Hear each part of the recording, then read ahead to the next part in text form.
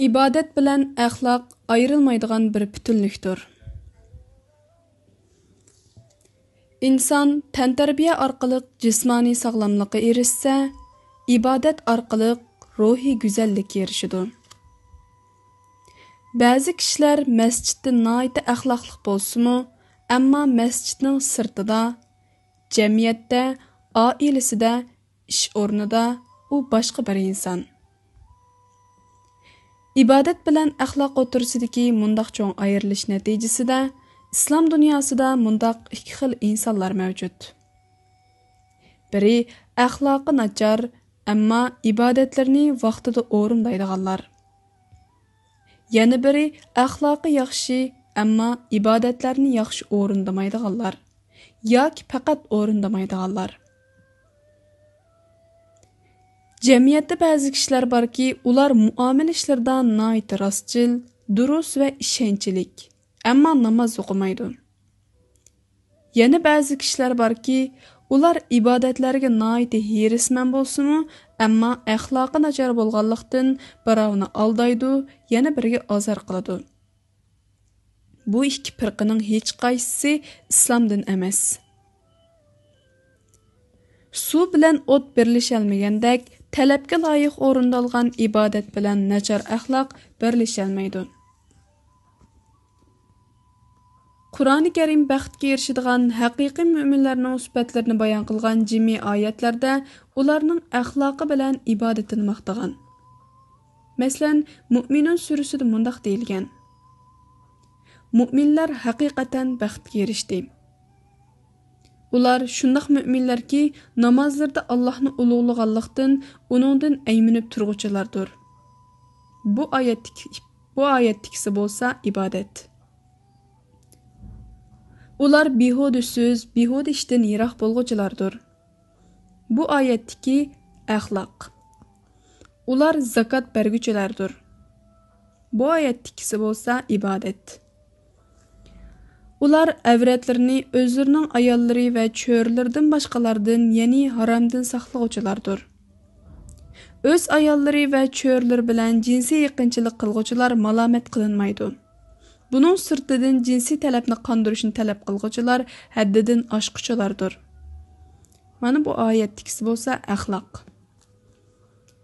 Ular özlerine topshirilgan amonatlarga ve bergan va'dasiga rioya qilg'uchilardir. Bu ayetdikisi bolsa axloq. Namazlarni vaqtida talabga loyiq ado qilg'uchilardir. Bu ayetdikisi bolsa ibodat. Qur'oni Karim yana Allohning sevgisiga erishgan yaxshi bandalarning sifatlarini ularning ibodati va axloqi bilan birga bayon qilgan. Masalan, Furqon surasida mundaq kelgan: Rahman Ta'ala'nın yaxşı gördüğün bendeleri ziminde özlerini töven tutup temkinlik bilen mağdu.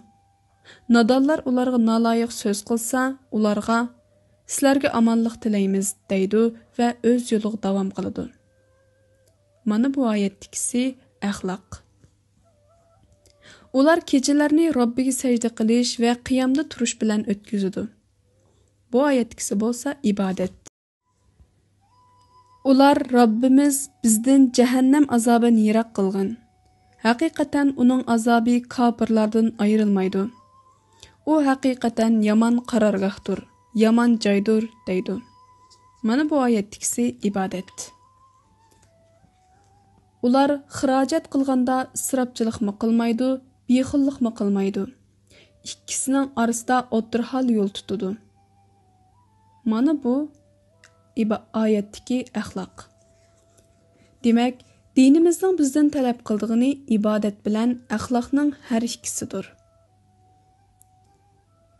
İbadetten axloqiy nisivi alalmağanlar qiyomatda quruq qo'l qoladi. Peygamber aleyhisselam bir günü sahabelerden kimning quruq qo'l qolg'uchi ekanligini bilamsizlar deb so'raganda sahabeler hech qandaq mol-mulki bo'lmagan kishini quruq qo'l qolg'uchi kishi deymiz deydi. Bu vaqtda Peygamber aleyhisselam qiyomat kuni birov namoz, zakat ve ro'za bilan keladi. Ammo u birini tillagan, biriga tuhmat chaplagan, birining milini yavalgan, birining qinini tökkan, birini urgan bo'lib, bu sababdan uning yaxshiliklari shularga ilib berildi. Uning yaxshiliklari tugisa, ularning gunohlari uningga ortiladi. Ondan u do'zaxga tashlandi. Mana bu mening ummatimning quruq qo'l qalg'uchisidir degan. Hadisda ko'rganimizdek, ibodatning qabul bo'lmasligining va oxiratda asqatmasligining birdan-bir sababi nachar axloqdir. Ruhiy dunyosi go'zal bo'lganlarning ish-harakatlarimi go'zal bo'ladi. İnsan ruhiy dunyosini go'zal adab axloq bilan zinnatlagandala, jamiyatda ish-harakati go'zal, so'z ifodasi go'zal, muhiti go'zal bo'la oladi. İffat hayolik, go'zal g'oyilik, qaytmas irodalik, chidam g'ayratlik, sabr toqatlik, tirishchan, samimiy, sadoqatlik, kamtar, ishchan, apuchan, muloyim, ig'ir bisiq, ruhiy dunyosi mukammal odam bo'la oladi. Aksicha, adab axloq tarbiyasiga sal qaralsa, go'zallik sattikka, yaxshilik yomonlikqa o'zgaradi. Axloqsiz odam yomon ish, yomon xuy, yomon illatni odatga aylantirib oladi. Mundaqlar ish-harakati aski, so'zlari qo'pol, behayo, pastkash, nomussiz, vijdonsiz, rahimsiz, saxtpaz, vafosiz, yolg'onchi, aldamchi, ochko'z, nafsoniyatchi, manmanchi, chiqimchi, bexil, jidalxo'r qatorliq yomon qiliqlarga odatlanib qoldi. Natijada oilaning xotirjamligi, jamiyatning tartibi buzildi.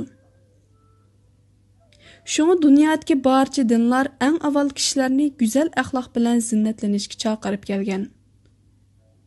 İslam dinida bo'lsa, go'zal axloq iymonning kamolati ham eng cho'ng ibodat sanaldi. Payg'ambar alayhisalom bir hadisda musulmon odam go'zal axloqi bilan kecha uxlamay tahajjud namoz o'qigan va kunduzi ro'za tutganning savobiga erishalaydi deb ko'rsatgan. Axloqi go'zal kishi Allohga eng yaqinliqdir. Allohga eng yaqinliq odam eng axloqli odamdir. Payg'ambar alayhisalomning yeniga kelgan elchilar o'miki uningdan. Qandaq odamni Alloh hammadan bek yaxshi ko'rdi deb so'raganda, Payg'ambar alayhisalom eng axloqli bo'lgan odamni Alloh hammadan bek yaxshi ko'rdi deb javob bergan. Payg'ambar alayhisalom uchunmi eng yaqinliq odam eng axloqli odamdir. Payg'ambar alayhisalom sahobalarga mundaq degan: Sizlarga ichinglardan men eng yaxshi ko'rdiganlarni aytib beraymi? Eng axloqli bo'lganlaringlar mening uchun eng suyimli hisoblanasizlar. Güzel axloq jannatning yo'lidir. Payg'ambar alayhisalom insonlarni jannatga kirgizadigan ishlarning eng ko'pi taqvolik bilan yaxshi axloqdir deb ko'rsatgan. U go'zal axloqqa tashabbus qilib, men axloqiy go'zal bo'lganlarning jannatdagi eng yuqori martabali qasrga kirishiga kapolat qila olmayman deb ko'rsatgan. Marhum ustoz Muhammad G'azzoli Musulmonning axloqi nomli asrda mundaq deb yozadi: İman kishini pastlikdan saqlag'uchi va ulug'liqqa qo'zg'atquchi kuchdir. O'zlarini dindorlardan sanaydigan bir qism kishilar ba'zi ibodatlarni o'rindab qo'ygani bilan musulmonlardan talab qilingan axloqiy ibodatlarni ado qilishga sal qaraydi. Buning bilan qilgan ibodatlardan foyda ola olmaydi. Bir odam Payg'ambar alayhisalomning yoniga kelib, uningga: "Ya Rasululloh, bir ayol bor. U namoz o'qiydi, ro'za tutadi va sadiqani ko'p qiladi. Lekin qo'shnisiga tili bilan aziyat beradigan" deganda, Payg'ambar alayhisalom u do'zaxga kirdi degan. O odam yana bir ayol bor. Namoz, ro'zasi oz, sadiqanim oz beradigan. Qo'shnisiga aziyat bermaydigan deganda, Payg'ambar alayhisalom u jannatga kirdi degan. Bu javobda isil axloqning qimmatiga alohida e'tibor berilgan.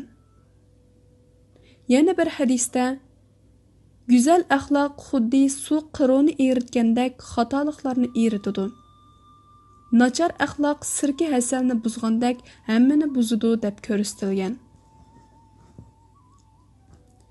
Güzel axloq iymonning komilligiga dalildir. Güzel axloq iymonni takomillikka ilib boradigan va uni kuchlantiradigan omildir. Daraja jihatda axloq bilan iymon bir o'rinda turadi. Payg'ambar alayhisalom güzel axloqning ahamiyatini bayon qilib, iymoni eng komil mu'min, eng axloqli kishidir deb ko'rsatgan. Payg'ambar alayhisalom bir kuni Allohning nomi bilan qasam qilamanki, undaq odam mu'min bo'lolmaydi degan so'zni 3 qatim takrorlagan. Bu vaqtda sahobalardan biri uningdan: "Ya Rasululloh, u qandaq odam?" deb so'raganda, Payg'ambar alayhisalom qo'shnisi uning avorchiliklaridan xotirjam bo'lolmaydigan odam deb javob bergan.